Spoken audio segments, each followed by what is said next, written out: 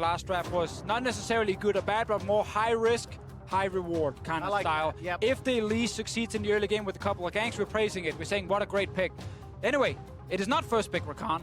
It is actually a ban Rakan instead. Understanding that the Xayah Rakan combination was really hard for him to deal with, especially the engages from Mako. My question is, what's the difference between that and a Sivir Alistar, or even a Xayah Alistar being able to get into the back line? Certainly less lane presence, however, teamfights still will follow a similar course. I definitely agree that Alistar and teamfights are also insane. I just always feel like the Rakan engages are the fastest. They're the hardest ones to react to in the game because of how quickly his combo comes off, and he can charm knock you up. And of course, talking about fast combos, LeBlanc. It seems like LeBlanc's here in the quarterfinals have just popped off. Multiple mid laners have done so. LeBlanc and Swain, the last two bans. Yeah, and Swain is a great ban here because that pick was terrifying.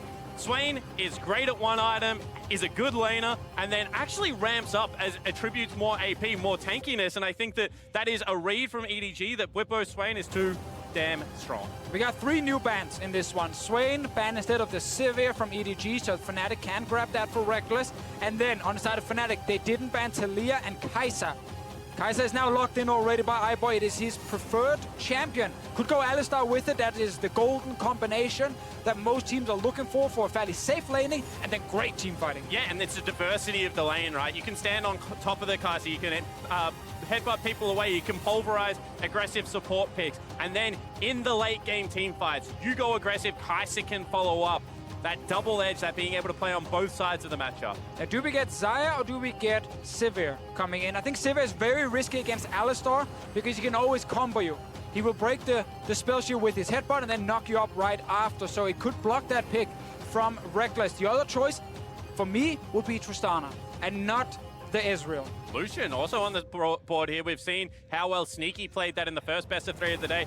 Paired with something like a Braum, normally a defensive support can be rather aggressive, and you can see the fact that Alistar cannot go aggro in that matchup whatsoever. Well, knowing Reckless, I would be surprised to see the Lucian. We'll find out in phase 2 what direction it goes. It's going to be the Xin Zhao. There's a takeaway from Horo, and it is one of the popular junglers currently. Yeah, and I think it's one of the best junglers to pick, especially in this meta with all the early fights. It's great on stage because it's really hard to lose skirmishes. You can barely miss anything because you just charge in and deal so much upfront damage.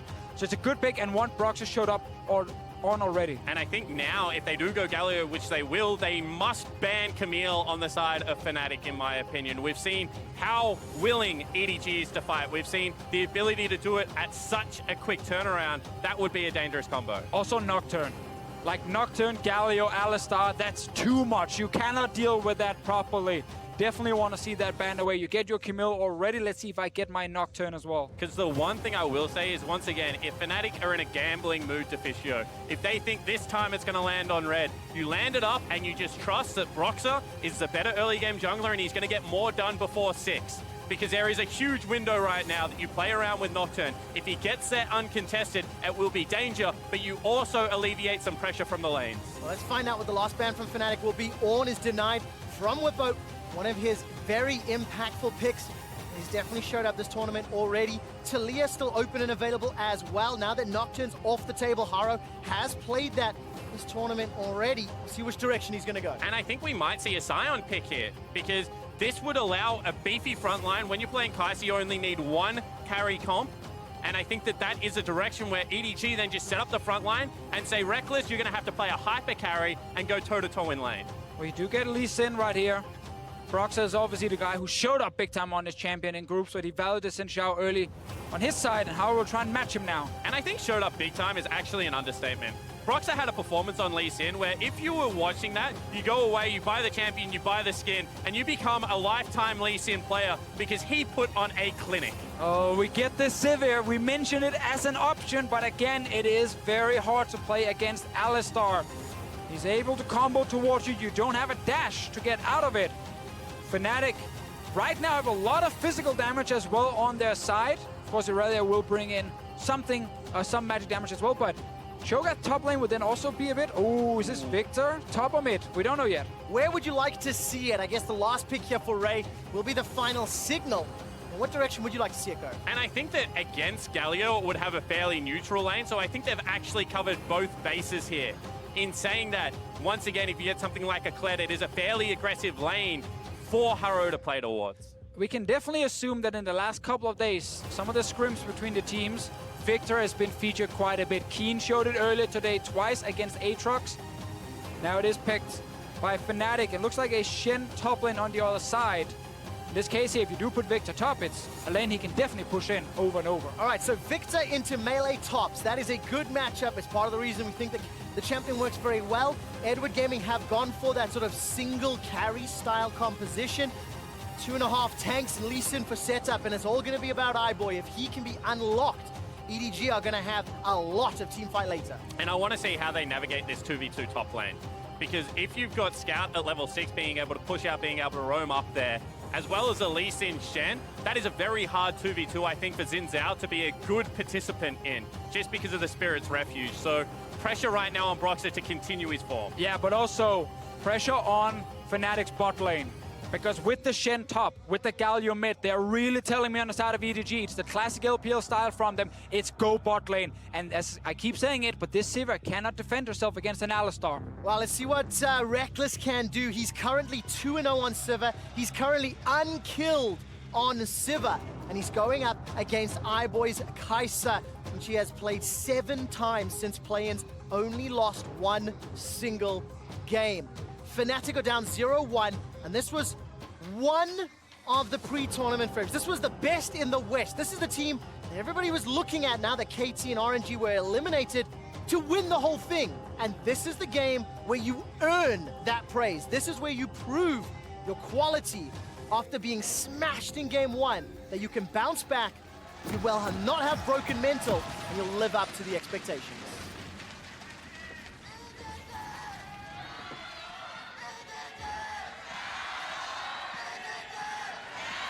Love listening to the fan chants. LPL fans getting behind EDG.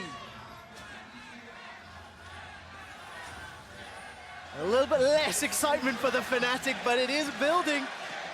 It is developing. And right now, the Fnatic fans and EDG fans will be paying attention to this early game. I feel like it should be a little bit slower than the previous game.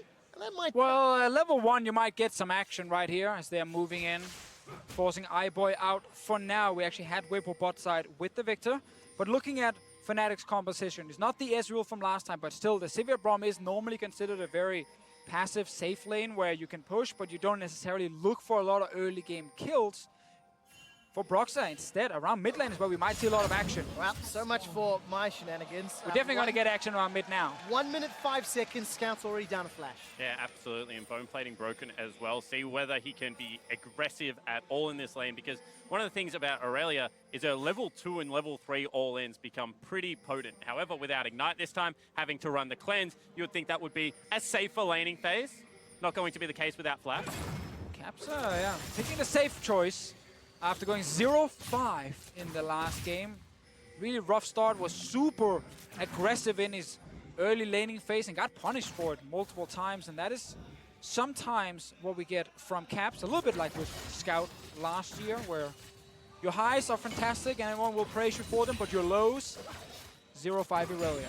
Yeah, it was 0-3 by 15 minutes. It was the most deaths that Caps had conceded at Worlds 2018. You can see a better performance here for the mid laner for Fnatic. Hylissang and Reckless currently pushing fairly far forward. They should win the race here to level 2. iBoy and Mako, they're starting to back out. And we see this path a lot now from Broxah. A lot of junglers have done it during Worlds. They take their own red buff, and then if they have a pushing bot laner, they take the path around the bot lane into the enemy blue buff. Caps will get a bit of a trade in the mid lane, but Scout ends up winning out with the Aftershock. Yeah, and I think the Scout right now just letting himself be pushed in. Smart call. Caps, however, gets into the turret. You can see that Scout was actually trying to flash. That's what you got to do, because Hylissang is not here, and you cannot spell shield a combo. But don't be there then. Yeah. I'm just saying, once you're there and you made that mistake, that's what you got to do. Wow, respect flash from Whipple. You are correct. Well. Don't be there. Ray actually just missed his combo. Taunting forward, flashing on the spot afterwards, it looked like. No one wants flash in this game. They learned from Hylissang last game. And that just makes it all the more juicy for Haro and Broxah, both of whom who have not expended their flashes yet, and there are multiple juicy targets across the lanes. Haro He'll still be lingering around this top lane, but Bwipo's ward will spot him, so a little bit of information gain. And that was a risky play out of Haro because you can see that Ray was stacking the wave up, wasn't trimming it at all, and that allowed Broxah to go to his blue buff, back across the map and regain control of his blue buff again. So that is now a 3 buff set up for the jungler of Fnatic. So nice here for Broxah, but down in the bottom lane, as you highlighted, Spawn, Reckless obviously should not be in a situation where he needs to flash if his support is roaming. And that now sets up a potential gank against this Sivir. If Haro finds his way down, Scout and Ray will get level 6 before the flash is ready again for Reckless. Haro is now back top lane against the no-flash Victor. Can Ray get in range with the taunt? All right, let's keep a close eye on how this plays out because there is enough CC to get through Bwipo, especially if he pushes forward. Bwipo, very, very renowned for playing forward, contesting every CS, potentially overextending, and this time around he's not punished. But this is why Bwipo has impressed me so much, because this is a lane where you can spell fling under turret, you can put so much pressure on Shen, no AoE wave clear. However, that wave is pushing back. He's standing off it, he's looking for chip damage, continuing pressure, but making himself immune from those ganks. And 4.5 minutes in, the tempo of this game tried to start much like game number 1. Yeah. The no kills have landed there, but we have seen multiple attempts, right? And we continue to see just how impactful these early game decisions are. And unlike the previous game, EDG do not have 1,000 gold lead. And the other difference in this game is Broxah actually has an experience lead. Goes back, gets red smite. If he continues to raise to level 6 and he wants to start running into Haro, then that experience lead comes up trumps in the jungle position. We'll see whether he can keep the pace. It's actually insane how safe Whipple is trying to play top. He's so scared of pushing this lane, as you highlighted before he has spawned. And it means that Ray gets just free time to keep last hitting these minions. Whipple knows the wave is pushing towards him, and then he will be fine without his flash because his jungler is looking bot side. Same thing for Haro here. So everyone is now focusing around 280 carry spot. Yeah, of course, it's a 10 CS advantage for Ray over Bwipo. Thanks to that very early invade, Broxah's going to show down bottom and clear out this control ward. Hilly feeling a little bit more brazen, pushing forward as Caps makes his way down as well. And Fnatic take their window to get bottom side control because you can see Ray about to get level 6, Scout in the same position. So this is probably the last time they can get control of this area. Oh, hi, boy. Let's find out whether or not there's any trouble. That's a flash engage, remember, no flash for Reckless. He's trying to escape with his life, but there's no follow-up from EDG. Make a win just a little bit early. Maybe. Here comes Haro. Sonic Wave comes in. I think it was body blocked by Hillisang. Broxah's potentially going to turn around and nothing yet. One of the most important things in the world's meta is synergy when you're starting fights. Everyone on the same page. Not the case here for EDG. Mako calls, I can get the combo on Reckless. Haro could have flash followed him instantly, but didn't do it. He tried to get in range. Not enough time, Reckless stayed alive, and now bot lane. It's the LPL special party in the bottom lane, and everybody's invited. Here comes Scout. Hilly's trying to get back to the tower. He gets taken out. First blood for Haro. Stands United channeled and used by Ray. Now Brox is a juicy target. This is a 5-on-1 as Brox is waiting for support. Captain Reckless make their way up. Very good flash from Broxah. Gets out of range of the taunt. The chase isn't done yet. Justice Punch used there by Scout trying to chase down Broxah. He's going to get caught. The Tempest, the Cripple, the slow, the red, the kick, wins the war. Not enough, and boys on the board. 2 kills to EDG. And the Scuttle Crab comes up MVP. It looked like he was out, but they had taken it 45 seconds earlier, and they're able to pick up their second kill. And we said as soon as Shen ulti is ready, we can get a play bot lane. It was not against the Sivir, but instead against the Braum, because Hillisang was the man in the front. Instantly, they jump him. They know the tower dive is safe due to all the great ultis coming in. And Broxah, yeah, he's running, he's buying time, but he's not killing anyone. And the difference between a safe turret dive and a botched turret dive is decision making. Go as a unit, everyone get under there. Because if you hesitate, we've seen so many of them turn to disaster. Early Shen ultimate, Galio already on the play, well executed dive from EDG. And it's iBoy picking up the first kill for himself here with the Kai'Sa. That is the pick we have seen so often. The moment you get to 2 items and you force team fights, she's scary. And of course, once again, you see Haro coming up huge.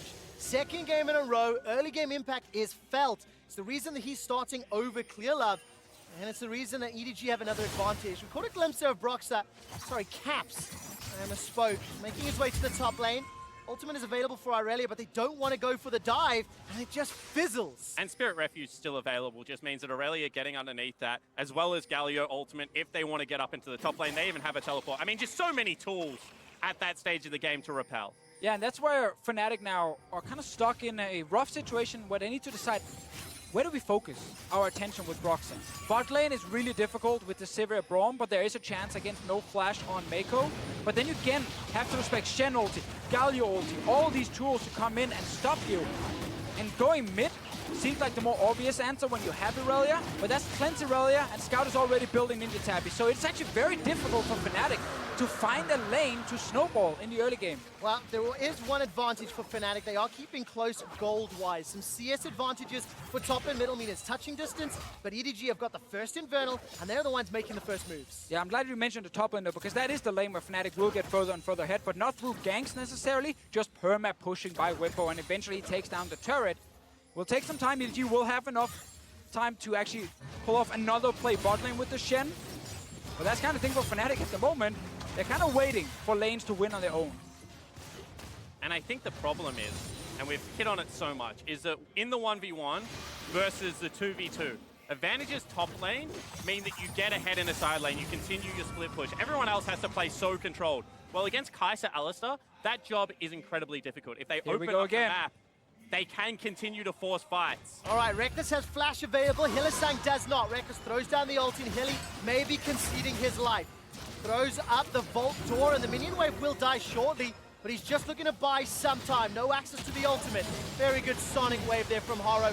The kill will be donated over to Scout. Just makes it look easy. And EDG, they love this strategy. Just go bot lane every single time. Froscoren told me before the tournament, at 9 minutes, EDG wants to take the bot lane turret. And this is now 9 minutes, 55 seconds, so it counts in this case. They almost got the turret. They did get a kill as well. Meanwhile, top lane, Ray and Whippo fighting. All right, Whippo's going to throw down the gravity field. Ray's going to escape for now.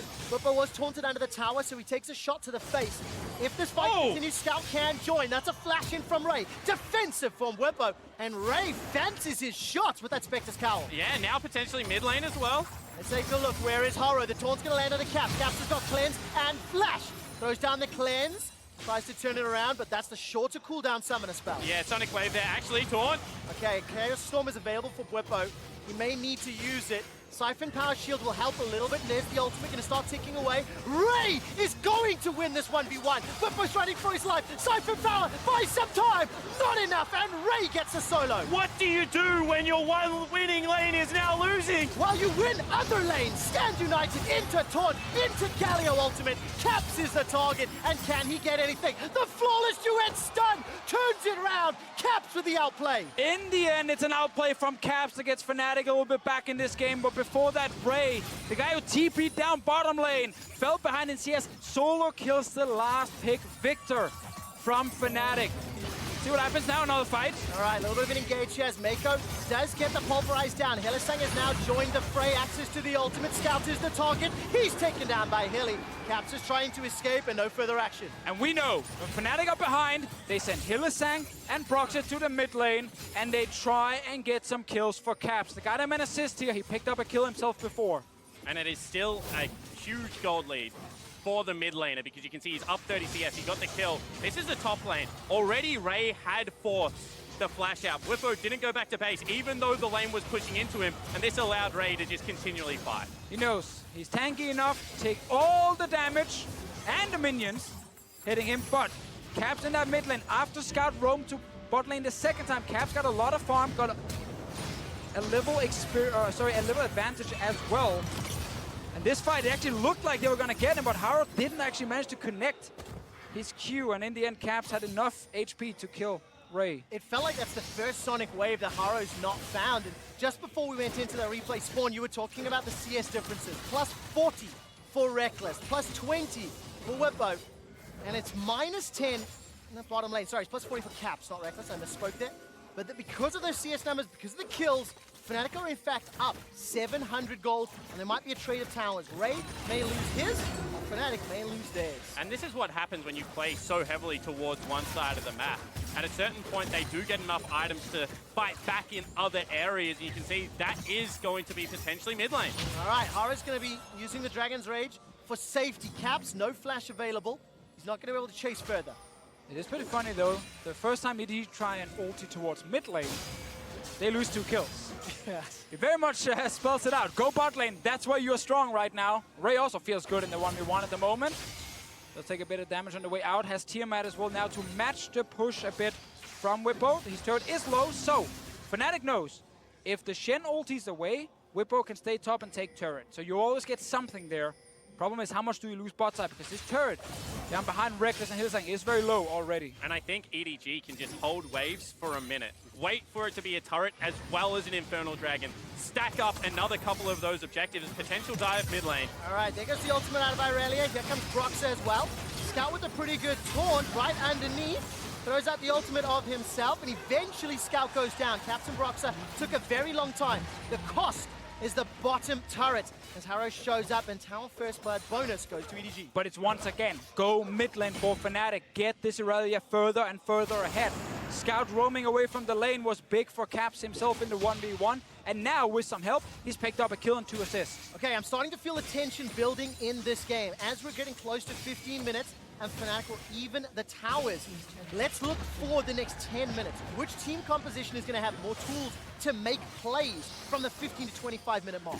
And I think that at this stage, you have to point towards how easy it is for EDG to just dive onto the back line and try and make a 5v5 turret. In saying that, Whippo is starting to become very annoying in the side lane. He's just picked up an Iceborne Gauntlet. He's got himself that 40% cooldown reduction. Should just be able to split push for days. Well, yeah, we know if he goes for Iceborne Gauntlet build, he's going to be a split pusher, as you just highlighted right there. Caps wants to be on the other side. See what happens around this Drake before we talk more about compositions. All right, Mako's going to be looking for the initiation. Stand United has come down, and Hillsang throws out the Fisher. Sonic Wave connects, and now Harrow jumps into the fight. Throws down the Killer Instinct. It's a 1-for-1 as top of support has traded. Harrow escapes with his life, and Boy is being run down by Broxah. A stun onto Ray. Sets up another kill for Fnatic, as Scout is underneath the tower. It's a triple kill for Xin Zhao, and it's Caps that gets a double for the ace. What a huge fight here for Fnatic. EDG, they thought they had the perfect engage because they got onto the Victor. They used so many abilities to kill him. But remember, this is the tank Victor. He's not the main damage dealer. They forgot about Caps and Broxah. And you can just see, once again, it wasn't all at the same time. Shen ultimate onto Mako, trying to get the tanks in the back line. They're trying to set up more of the front to back. But they had just taken so much damage beforehand. Yeah, they do not actually reach anyone in the back. It's just Whippo in the front and Hillsang. So all the damage used on trying to take him down. But now notice, Broxah comes in from the side untouched. And the rest of Fnatic are just constantly kiting in and out of the fight. Reckless actually managed to get out in time. And in the end, the Bruisers on the side of Fnatic are just not getting targeted. They do not go down at all, and they actually get all the kills. It felt like this game was balancing on a knife's edge. Fnatic just picked that knife up and stabbed EDG with it. They have a 4,000 gold lead. They now have a tower advantage, and they've picked up the Infernal Drake. So this is exactly what Fnatic wanted to do, and I want to see how they play the 1-3-1. Irelia top, Sivir mid, Victor bottom. And you love to see the reaction from Whippo. Get up out of your chair, pump the team up. Game 1 was ugly, but Game 2, you're getting the ship back on track. And you can just see right now that everything belongs to Fnatic.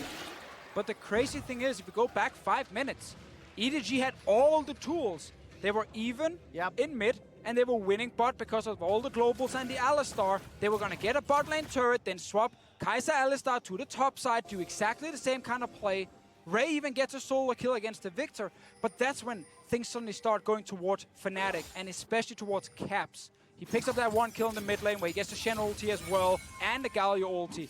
And the moment that happens, the globals are gone, and Fnatic just start rolling. Is it fair to say that EDG need to keep Boy at a safe distance, dishing out damage? We saw once the fight became a little split, Boy wasn't able to get the autos down, and the Victor, the Zen, the Irelia, they just ran over the EDG I think line. at this stage of the game, sure, you know, you have to probably play a little bit more like a marksman. However, once 2-3 items come through for the Kai'Sa, she can frontline with a Shen ultimate, with the Galio ultimate. So I think that EDG right now, they've finally done what I expected them to do. Split the map, try and buy time, wave clear, and just match gold at this stage of the game. Well, it's going to be hard now with the Rift Help bot side as well, but the EDG fight, ideally, because of all the shielding and the safe ulti from Galio they have for iBoy, when he dives in, he barely takes damage. He actually gets to kill a target before dropping low himself, and that's when you have the advantage.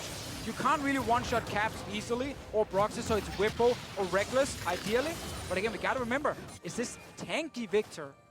So maybe it's honestly just Reckless they're looking for in these engages. All right, Reckless doesn't have Flash available. We're getting close to 20 minutes in Baron. We saw the Rift Herald dropped in the bottom lane, got 1.5 towers worth of HP, and that control ward. There was one in the bottom lane. It has just been replaced by EDG defensive vision on the right-hand quadrant, while Fnatic are pushing their vision line to that inner turret line. And historically, more than anyone else in the world, 1-3-1 setups have suited EU LCS teams. The Europeans spread the map, force you into bad decision, know their windows where they can look for vision control and then punish you when you try and take it back. Full control of that right now. Go back several World Championships and it was Fnatic that popularized the Assassins in the side lane, some of the classic EU mids. And in a classic matchup with Fnatic versus EDG, I think it is appropriate to remember days gone by. It's true. And now it's going to be up to Fnatic to even up the series because they got obliterated game 1, but they bounced back. They've got a very strong lead moving into the mid game in game 2. Yeah, I think most importantly, they bounced back with their jungle and mid duo. Because Caps was completely shut down in the last game. Ended that game 0-5 on the Aurelia. Completely different now. Started getting ahead in CS when Scout was roaming, then picked up kills, and now he's super far ahead. If anyone tries to match him in the sideline, he's going to kill them.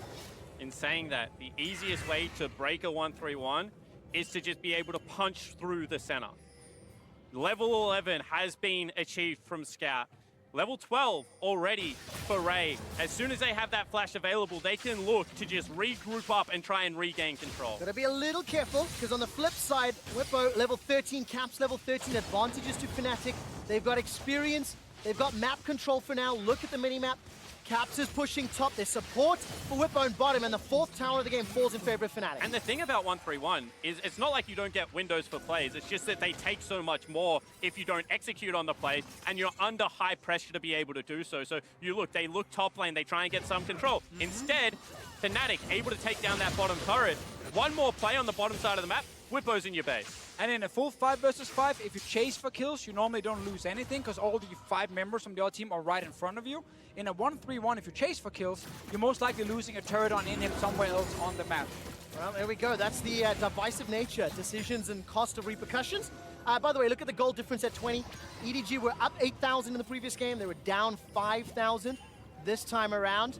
And EDG, they still have the ability to wombo combo, but they won't have many opportunities to shoot if they continue to fall behind. Yeah, this one they're hoping for a chance at Baron. That's always the one where the enemy team is stuck in the Baron pit. You get your Alistar combo in there, Galio ulti fills up the entire area around the Baron, and you hope to get a good setup. But I think one of the most improved things for Fnatic this tournament has been their Barons. They've actually been very, very clean. They've been very good at disengaging Baron when it was too risky and then take the fight instead. So in this game here, they can just show that again, and they should be able to get the objective. It's also one of the reasons blue side can at times help 1-3-1 teams, because your disengage from Baron is just backwards. It doesn't have to be split and walk back to ramps, which give Wombo combo comps the opportunity to really look for that execution.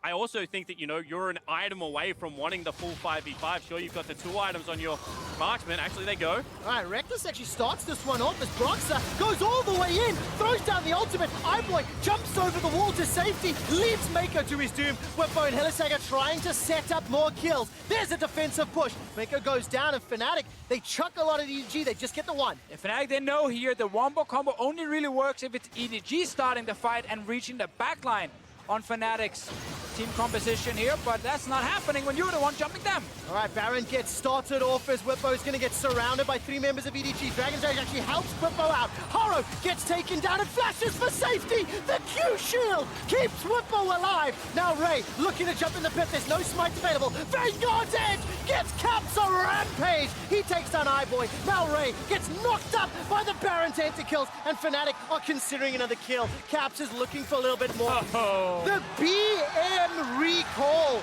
taunting Scout before he takes him out. We call that style where I am from, and Caps absolutely styles on the Edward Gaming lineup. They say if they get Baron, the game is over. Well, Fnatic end the game with the Baron. Listen to the Fnatic chants in Busan. That was a flawless Baron setup. They get themselves 2 more towers. They've got the Baron gold. They've got an 11,000 gold advantage. And ladies and gentlemen, we have a series on our hands as Fnatic are looking to break open EDG's base. Oh, EDG, they're hoping to get some sort of fight here, but Fnatic just walk away. They're so far ahead. At this point, it should be impossible for EDG to do anything. You might kill the one guy, but then there's 3-4 other people killing your entire team. And Whippo's only job here is to keep Haro away from the pit. So he's chasing him forward. He says, I can get the kill, it might cost me my life. To add insult to injury, Big the shield. guy then just walks away from 2 members of EDG. Oh, thank you for laughing at that one. I absolutely love the reaction cam. This is, of course, the Baron going down after Caps jumped into iBoy. We like them so much, we pause the replay just to show it, and then we go back into the replay to show what happens right after. Caps, right here, did not misclick his recall. He just wanted to have a good Styling. I like that. I like that. A little bit of style points at the end. Haro jumps away from the engage here from Brox. And by the way, Whippo's got the most emotive eyebrows on the planet. Watch it next time you see those replays. Fnatic, they bounce back from game 1. The duality of first pick Irelia. Game 1, 0-3. Non-existent. No way to impact the game because it fell apart around him. This time, 5-0-6. Gigantic CS advantage. In 25 minutes, he's one of the tools Fnatic can leverage to win the game. And we're talking about an 18-year-old that has joined one of the most illustrious organizations globally as their superstar mid laner. Pressure abound for Caps to be able to perform on the world stage. Disappointing first game versus EDG, but to be able to bounce back is massive. Just another one of those Danish mid laners, Deficio, that you keep talking about. Don't go there. He's a European mid laner. We don't need to give more ego to Denmark. I want to highlight that I didn't say it, Spawn said it. Well, let's see whether or not this Danish mid laner can help even at the series. There is the engage. The Stand United taunt comes down, and Whippo's already dead. Reckless and Caps can still turn this around as the Vanguard's edge disarms members of EDG. They haven't got a kill just yet. Stand United's bought some time. Reckless with 1, Caps with a 2nd. The minions are making their way to the base, and this will open access to the inhibitor. We got the combo, but it's too late for EDG. The rest of Fnatic can just take them down right after. Looking for their base now. Haro is here to try and defend. With iBoy and Mako, it's not enough. There is still 30 seconds on the Baron buff to close out this game. The Baron empowered cannon minion is doing a lot of work as Broxer gets kicked backwards by Haro. One Nexus turret has fallen. The second now will be jumped on by Caps and Hilly and the rest of You have to Fnatic. go! They turn their attention to the Nexus. There's not much time left. A little bit of an engage. EDG just trying to buy some time. Reckless goes forward, trying to get the ricochets and the boomerang as Caps gets a stun from the flawless duet. He stays alive. Broxer stays on the Nexus, and those style points continue to grow. That's a dash, that's a kill, that's 1-1 in the series. And every now and again, as commentators, we get to sit back and watch a star born on the international stage. And my God, Caps